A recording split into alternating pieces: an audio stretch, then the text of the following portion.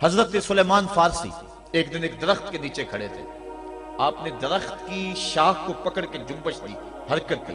موسم خزاں تھا، درخت کی شاخ کے سارے زرد پتے گر گئے. ایک صحابی پاس کھڑے تھے، انہیں پوچھنے لگے، عثمان تو نے مجھے پوچھا نہیں کہ میں نے درخت کی شاخ کو یوں ہلایا کیوں ہے؟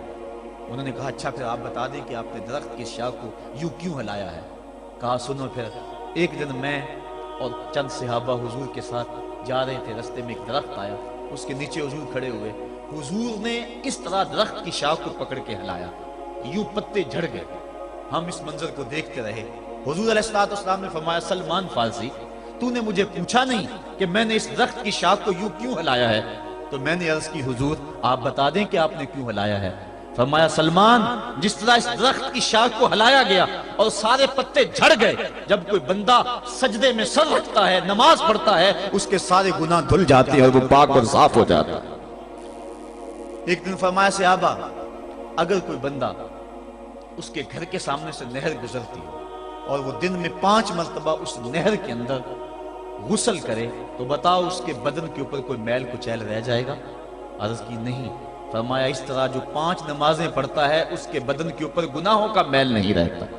فرمایا الصلاۃ معراج المومنین، نماز مومنوں کا معراج ہے. عماد الدین الصلاۃ، نماز دین کا ستون ہے. حبب الی من دنیاکم ثلاث الطیب والنساء وجعلت قرۃ عینی فی الصلاۃ، مجھے تمہاری دنیا سے صرف 3 چیزیں پسند ہیں، خوشبو، منکوحہ بیویاں اور میری آنکھوں کی ٹھنڈک نماز میں رکھی ہے. اور حضور نے یہ بھی ارشاد فرمایا من ترک الصلاۃ متعمدا فقد کفر، جس نے جان بوجھ کے نماز چھوڑی گویا اس نے کفر ہی تو کیا، یعنی کافروں والا کام کیا. حضرت امام فخر الدین رازی نے تفسیر کبیر میں لکھا حافظوا علی الصلوات والصلاۃ الوسطی، اس آیت کریمہ کے تحت ایک عورت مدینے کی گلیوں میں چیخ رہی ہے اور کہنے لگی مجھے حضور کے در کا پتہ بتاؤ. حضور کی چوکھٹ کا پتہ بتلایا گیا، وہ حاضر ہوئی. آقا کریم صلی اللہ علیہ وسلم کی خدمت میں عرض کی حضور میرا خامد سفر پہ گیا ہوا تھا اور میں نے اس کی عدم موجودگی کے اندر زنا کر لیا، حمل ٹھہر گیا اور جو بچہ پیدا ہوا میں نے مارے شرم کے اس بچے کو سرکے کے مرتبان میں ڈال دیا اور پھر اسی سرکے سے میں لوگوں کو فروخت کرتی رہی ہوں. اب جب کہ میرا ضمیر جاگا ہے میں آپ کی خدمت میں حاضر ہوئی، مجھے بتایا جائے کہ میرے گناہ کا بھی کوئی کفارہ ہے. حضور نے ارشاد فرمایا جو تو نے زنا کیا ہے اس کی سزا رجم ہے کیونکہ تو شادی شدہ ہے، اور جو تو نے بچے کو قتل کیا ہے قتل کی سزا قتل ہے، اور جو تو نے سرکہ بیچا ہے فقد ارتکبت کبیرہ، تو نے کبیرہ گناہ کیا ہے، اس کی سزا تو قیامت کے دن پائے گی. اس کے بعد حضور فرمایا ان تینوں گناہوں کی یہ سزا ہے، لیکن جس طرح تو گھبرائی ہوئی آئی تھی میں تو یہ سمجھا تھا شاید تیری نماز اثر قضا ہو گئی ہے. اب آپ اندازہ کریں کہ نماز کی اہمیت کیا ہے اور ہم اس باب میں کتنی سستی کرتے ہیں. کسی سے پوچھا جائے نا آؤ نماز پڑھنے چلے، وہ کہتے ہیں بس یار میرے کپڑے پلید ہیں، کپڑے میرے پاک نہیں ہیں. تیرے کپڑے کیسے پاک رہ سکتے ہیں؟ تو اللہ کے حضور جھکنا نہیں جانتا، تیرے کپڑے بھی پلید ہیں، تیرا دل بھی پلید ہے، تو اس کے حضور جھک کے تو دیکھ، تن بھی ستھرا کر دے گا، تیری روح کو بھی پاکی دے دے گا، تیرے قلب کو بھی طہارت بخش دے گا. تو اس کے حضور آ جھک، اس کے حضور سجدوں سے اللہ کے حضور خراج پیش کر اپنی محبتوں کا.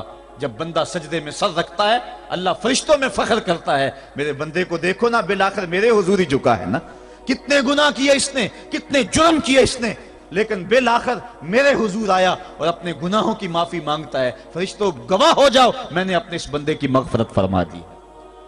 تو اللہ کے حضور نماز پڑھنے والا، بلکہ ایک روایت مسند امام احمد بن حنبل میں موجود ہے، حضور فرمایا جب بندہ نماز کے ارادے کے لیے اٹھتا ہے اور وضو کرنے کے لیے جب پانی کا پہلا قطرہ چلو پہ لیتا ہے، جو ہی اس کے بدن سے وضو کا پانی چھوتا ہے اللہ اس کے گناہوں کو معاف فرما دیتا ہے. جس نماز کے قصد کے لیے اٹھیں اور وضو کریں اور پانی چھوتے ہی گناہ معاف ہو جائیں، اگر اس نماز کا اعلیٰ درجہ سجدہ کر لیا جائے تو پھر مالک کی کتنی رحمتیں نازل ہوگی. یہ کتنی بڑی دولت ہے، یہ کتنا بڑا سرمایہ ہے جس سے ہم لوگ محروم رہ جاتے ہیں. آؤ اللہ کی رحمتیں سجدے میں ڈھونڈے، سجدے میں پیشانی رکھ کے جب ہم اس کی رحمت کو مانگیں تو وہ مالک ہمارے اوپر رحمتیں نازل کرے گا. آج پوری دنیا کے اوپر مسلمانوں کے ساتھ جو حالات ہیں وہ کسی سے مخفی نہیں. کوئی کہتا ہے کہ معاشی طور پہ مسلمان کمزور ہیں، اس وجہ کو بھی میں تسلیم کرتا ہوں. مسلمان کے پاس آلات حرب و ضرب بھی موجود نہیں ہیں، اس وجہ کو بھی تسلیم کر لیا جائے. سیاسی طور پہ مسلمان کمزور ہیں، اس وجہ کو بھی تسلیم کر لیا جائے. یہ ساری وجہیں اپنی جگہ پہ، لیکن یہ بھی تو سنو، مسلمانوں کی تعداد اس وقت 1,40,00,000,000 ہے. افرادی قوت اتنی کبھی بھی مسلمانوں کی نہیں ہوئی تھی. اس وقت مسلمانوں کے پاس ایٹمی طاقت موجود ہے، اتنی قوت عسکری کبھی بھی مسلمانوں کے پاس نہیں ہوئی تھی. 56 اسلامی ملک ہیں جن میں قیمتی معدنیات سے اور تیل کی دولت سے اور سونے کی قیمتی معدنیات سے یہ مسلمان مالا مال ہیں. کیا کچھ نہیں ہے جو مسلمانوں کے پاس نہ ہو، لیکن ایک دولت چھن گئی مسلمانوں کے پاس، وہ سجدے کی آبرو، وہ سجدے کی عزت، وہ پیشانی رکھ کے اس رب کو پکارنا جو سب سے اعلیٰ ہے، جو سب سے بالا ہے، جس نے موسیٰ کے فرعون کو نیل کی موجوں میں ڈبو دیا. کیا پوری امت مسلمہ 1,40,00,000,000 انسان سجدے میں سر رکھ کے سبحان ربی الاعلیٰ کے نغمے آلاپ کے اپنے رب سے گزارش کریں اور اپنی امت کا رونا روئیں؟ کشمیر میں لٹتی ہوئی جوانیاں اور کل قدس کے اندر بہتا ہوا خون، شبرغان سے لے کر کابل و قندھار تک اور موصل سے لے کر تکریب تک مسلمان کے اوپر جو ظلم و تشدد ہو رہے ہیں، اپنے رب کے حضور اس کا دکھڑا سنائیں اور اپنے مالک کو کہیں میرے مالک ہم لٹ گئے، ہم کٹ گئے، ہم پٹ گئے. اسلحے بھی موجود، افرادی قوت بھی موجود، سیاسی طاقتیں بھی موجود، لیکن اس کے باوجود مسلمان دبتا چلا جا رہا ہے.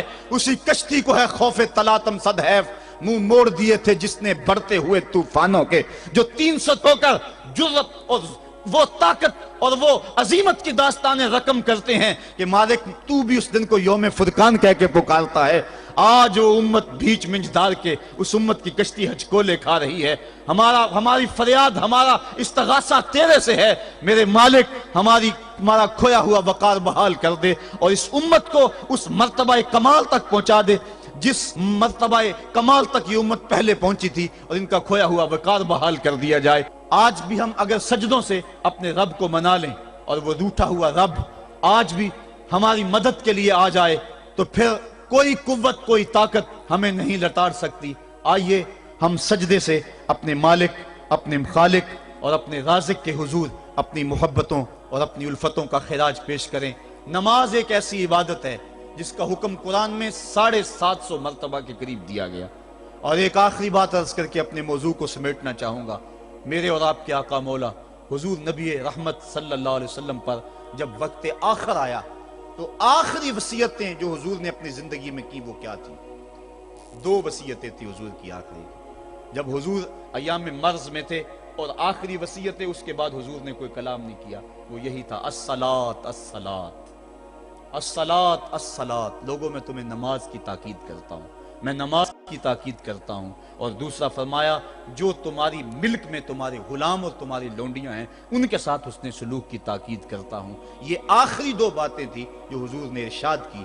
حقوق اللہ کے حوالے سے نماز اور حقوق العباد کے حوالے سے حضور نے کمزوروں کے حق ان تک پہنچانے کی تاکید امت کو دی، اور اس کے بعد پھر حضور انتقال کر گئے. آئیے ہم سجدوں سے اپنے رب کو راضی رکھیں. اللہ مجھے آپ کو توفیق عمل عطا فرمائے.